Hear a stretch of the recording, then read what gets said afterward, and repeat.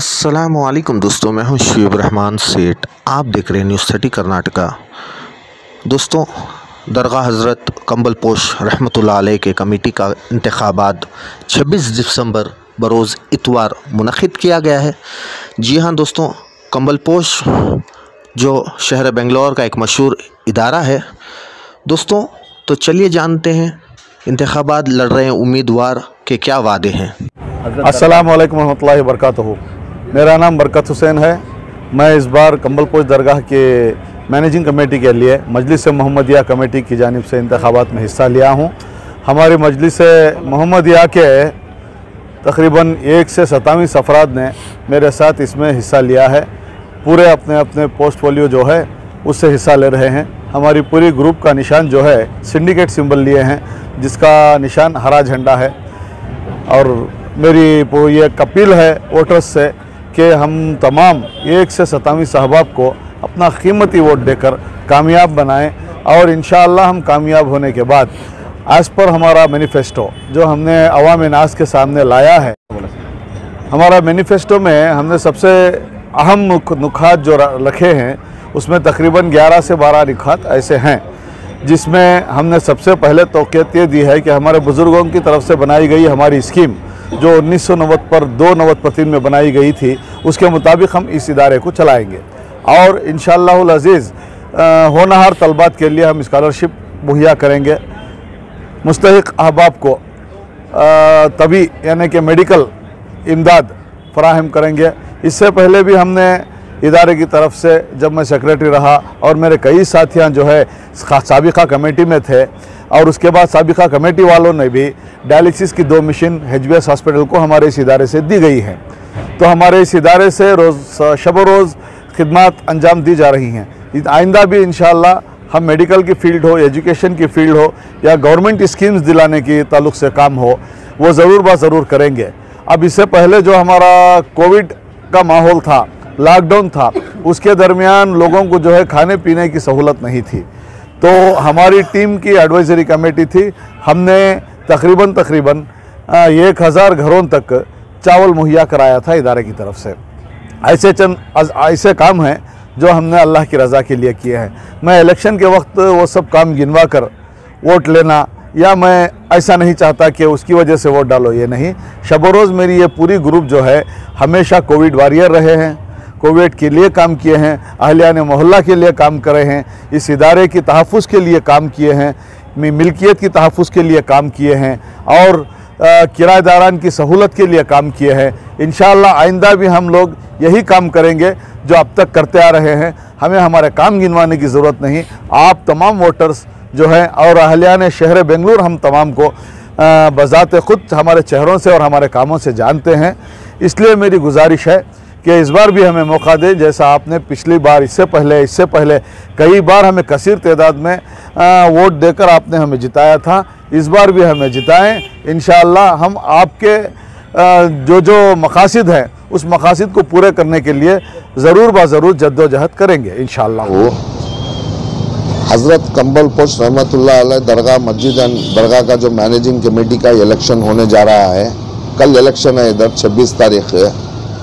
तो इधर इलेक्शन को हिस्से लिए हुए हमारी पार्टी का नाम है हज़रत ख्वाजा गरीबुल नवाज़ रहमतुल्लाह अलैह कमेटी के तरफ से 27 कैंडिडेट कंटेस्ट कर रहे हैं, और उस पार्टी का चेयरमैन मुझे बनाया गया है। मैं उसमें चेयरमैन का सिर्फ हिस्सा लिया हूँ। और जो कैंडिडेट्स है पूरे हमारे, जैसा कि रफ़ीक भाई प्रेसिडेंट के पोस्ट में है, और दूसरा वाइस प्रेसिडेंट, असिस्टेंट ट्रेजरर, और हमारे जनरल सेक्रेटरी सादिक बोल के सादिक अली, उनको जनरल सेक्रेटरी का पोस्ट दिया गया है इस कमेटी से।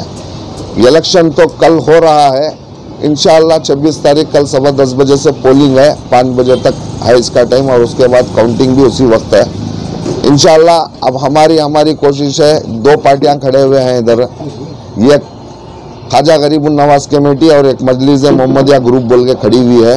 जो ये कमेटियाँ पुराने थे वापस उनकी टीम खड़ी हुई है। हमारी पार्टी 2014 में कंटेस्ट करी थी इधर से, फिर इस बार भी कंटेस्ट करने के वास्ते रेडी है। बचत अल्लाह है, बुजुर्ग है, जिसकी जीत होगी उसके हक़ में फैसला जाएगा। शिकायत ये सुनने में आ रही है कि वोटर फहरिस्त में बहुत से नाम गायब हैं, बिल्कुल सही बात है ये। देखिए, इधर 2014 में इलेक्शन हुआ था, 2000 इधर 8 में एडमिनिस्ट्रेटर बैठने के बाद में बहुत जद्दोजहद के साथ हम लोग इसमें मई चेक जो रेस्पोंडेंट पिटिशनर्स हूँ उसका वो केसेस का रियाज अहमद अलियास मतीन बोल के सिटी सिविल कोर्ट से लेके हाई कोर्ट तक हमने दरवाज़ा खटखटाया हाई कोर्ट का, और 5103 रिट पिटिशन के अंदर एज ए रेस्पोंडेंट हमारे 5103 रिट पिटिशन ऑफ 2012 के अंदर इलेक्शन जस्टिस नज़ीर अहमद के सामने जो बेंच के सामने जो केस आया तो 2013 में इलेक्शन प्रोसेस चालू हुआ। इलेक्शन हुआ इधर 2014 में, उस वक्त इलेक्शन कमेटी हाई कोर्ट ने अपॉइंट किया था और कमिश्नर भी हाई कोर्ट ही अपॉइंट किए थे इधर, और अपॉइंट करने के बाद में उनके सर्वे रिपोर्ट के हिसाब से 2600 वोट थे इधर। क्या 2600 वोट 2014 की इलेक्टोरल ड्राफ्ट लिस्ट के अंदर मेंशन किए गए थे, और ये रिपोर्ट जो है 2600 वोटर्स की ये हाई कोर्ट को भी सबमिट करे हुए थे, और इलेक्शन होने के बाद वक्फ बोर्ड को भी इसकी रिपोर्ट सबमिट किए गए हैं। जो election commissioner Javed Pasha retired जज थे, उन्होंने सारा रिकॉर्ड इलेक्शन होने के बाद कर्नाटका स्टेट बोर्ड ऑफ वक्फ को हैंड ओवर किए थे, और हैंड ओवर करने के बाद हाई कोर्ट को भी ये मालूम कराए थे कि मैं हैंड ओवर कर दिया, सारा जितना भी डॉक्यूमेंट्स है इलेक्शन प्रिटेनिंग डॉक्यूमेंट्स हम लोग वक्फ बोर्ड को सबमिट कर दिए बोल के उनके खुद एप्लीकेशन के अंदर 5103 के आर्डर के हिसाब से एंटायर आर्डर शीट अगर पढ़ेंगे तो 2600 वोटर्स आए उधर, और ड्रॉप लिस्ट पूरी उधर बोर्ड में सबमिट है। तो आप कितने इस बार जो इलेक्शन कमेटी अपॉइंट जो कर्नाटका स्टेट बोर्ड ऑफ वक्फ ने किया है उनके सर्वे के हिसाब से 1321 वोट ये लोग लेके हैं, इधर लिस्ट हाथ में है क्या। तो हम लोग इसको बहुत ऑब्जेक्शन किए कि 2600 वोटर्स है इधर पूरे बोल के, और वक्फ बोर्ड को भी इत्तला दिए गए, हम लोग ये बहुत बार गए कि 2600 ये इलेक्शन का सर्वे गलत हो रहा है, इलेक्शन कमेटी ये इलेक्शन बराबर नहीं करा रही है, जो बहुत से नाम कट गए हैं, बहुत से एरिया कट गए हैं।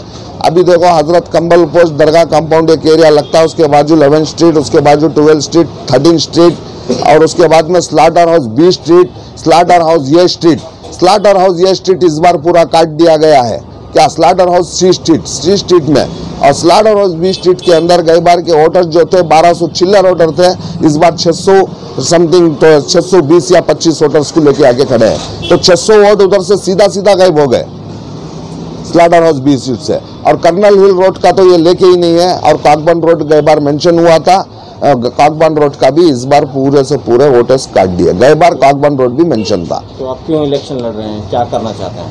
नहीं, हमारा तो मकसद देखो अच्छाई का है, और मैं बोलना नहीं चाहता हूँ कि जो हम लोग जद्दोजहद करके जो 2014 में जो कमेटी आई थी सुपरसेट होने के बाद में इधर एडमिनिस्ट्रेटर अपॉइंट हो गए थे, उसके बाद वो एडमिनिस्ट्रेटर को जाने के बाद में उनको निकालने के बाद में जो है अतीक अहमद एडमिनिस्ट्रेटर इधर अपॉइंट है, और हम लोग ही उनको अपॉइंट करके एडमिनिस्ट्रेटर लेके आए, और वक्फ बोर्ड ने उसके साथ जो इस्लाउद्दीन साहब सीईओ थे उन लोग ने हमारे को एडवाइजरी कमेटी मुंतखब किया, इनके साथ में एडवाइजरी कमेटी के जो एडवाइजरी कमेटी जो 1 साल का पीरियड अतीक अहमद को दिए थे, उस वक्त लॉकडाउन चल रहा था, उनका अपॉइंटमेंट 17/9/2019 में हुआ था, और हमारे को 2019 में ही अक्टूबर के मंथ में एडवाइजरी कमेटी इनको डाला गया। उस वक्त बहुत थोड़े चंद महीनों के बाद लॉकडाउन चालू हो गया।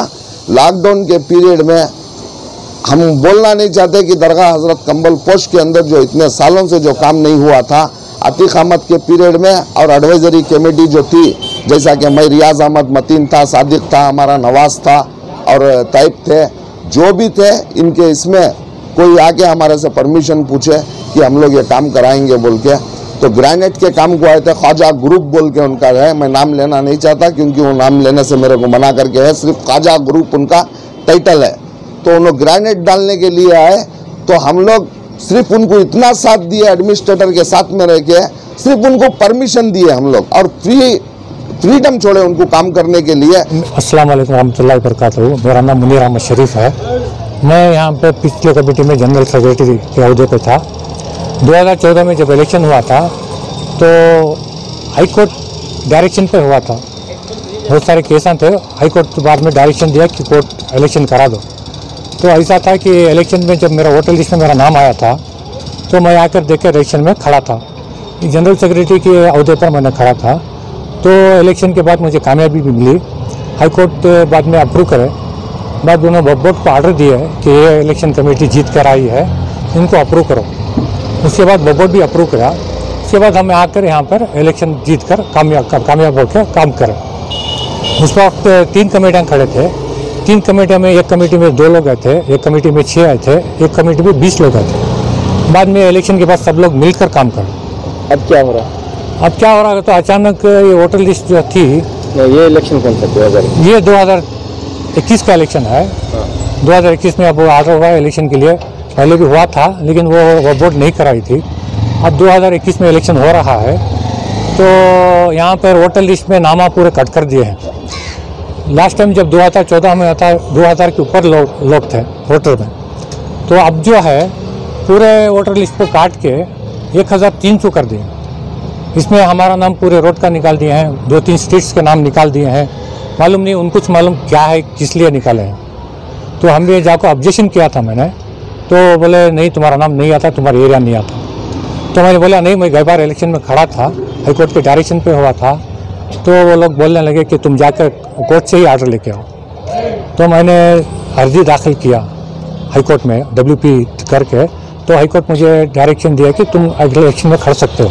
उनकी आर्डर के ऊपर मुझे इलेक्शन में आज बार फिर खड़ा हूँ। जब तक मैं इलेक्शन में मुझे आर्डर मिला तब तक कमेटियाँ बन चुकी थी, ग्रुप बन चुके थे। अब इंडिपेंडेंट की हैसियत से खड़ा हूँ, आज़ाद उम्मीदवार की हैसियत से खड़ा हूँ। क्या नंबर? मेरा नंबर 55 है। मेरा सिंबल निशान है टाइगर, शेर के निशान पर खड़ा हूँ। तो क्या आपकी अपील है? कि मेरी अपील यही है कि हमारे मोहल्ले वाले बहुत सारे लोग आकर शिकायत कर रहे हैं कि उनका नाम काट दिया गया है, उनके नंबर नहीं है। तो मेरी अपील यही है कि अब जो भी इलेक्शन हो रहा है उसमें सोच समझ कर वोट दीजिए, क्योंकि हमने बहुत सारे यहाँ पर भयभीति के लिए काम किए हैं। हमारी पीरियड में सबसे बड़ा संदोल हुआ था, हमने बहुत सारे बच्चों को स्कॉलरशिप दी है। हम 5 बच्चों के निके का भी बंदोबस्त किए हैं और मस्जिद की पूरी पेंटिंग करे हैं, नमाजियों के लिए कारपेट सब डाले थे। अब अचानक ये लोग हमारा नंबर काट के हमें नहीं खाना बोलते ऐसा कर रहे हैं। हालांकि अभी भी जब हमारा पीरियड चल रहा था तब एक 18 से 20 लाख रुपए तक अकाउंट में अभी भी है हमारे मस्जिद के अकाउंट में। तो हम अभी तक किसी को नहीं गया क्योंकि अभी तक इलेक्टेड कमेटी नहीं है। मैं अभी अगर इलेक्शन में हमें कामयाब हुए तो इंशाल्लाह गरीबों के लिए हम काम करेंगे। यहाँ पे गरीब तबका बहुत है, यहाँ पे एजुकेशन कम है और आजकल बीमारियाँ ज़्यादा हैं। डॉक्टरों के खर्च का बहुत बड़ा बंदोबस्त करना चाहिए। हम जब हम चंदा वसूल करके सब करके गरीबों के दवाइयों के लिए मदद करते थे। अब इस बार भी हमें ज़्यादातर तवज्जो हमारा एजुकेशन पर रहेगा और ये दवाइयों के लिए। अब डायलिसिस का भी बहुत ज़्यादा हो गया है। हमारा इरादा था कि यहाँ पे डायलिसिस एक सेंटर भी बनाएंगे, यहाँ पे जगह है, खाली है। अब हम कोशिश कर रहे हैं। पहले भी पिछले कमेटी में जब मैं था, जब मैंने जाकर CEO से भी अप्रोच किया था कि यहाँ पे जो पुराने दुकान है, पुराने घर हैं, उनको क्या करना चाहिए, तो वो कह रहे थे कि हम एक कॉलोनी बनाकर पूरे गरीब लोग जो हैं उन्हें जगह देंगे। उसके बाद अब जो है उसके बाद हमने उनसे अपील की थी जल्दी करो बोल के। उसके बाद दुकानदारों का भी काम करने का था। जब हम आए थे दुकानदारों को किराया कम था, बहुत सारे लोग किराया नहीं देते थे। सब बैठकर कमेटी वाले मिलकर किराया भी बढ़ा दिए। 5 रुपये स्क्वायर फीट से किराया हमने तय किया था और वो बहुत सारे लोग आकर हमारे पास एग्रीमेंट भी कराए और चल रहा था। अभी इलेक्शन आया हुआ है, इंशाल्लाह देखेंगे इलेक्शन में जो होता है वो देखेंगे। लेकिन मालूम नहीं इतने सारे लोगों का नाम क्यों निकाल दिया गया।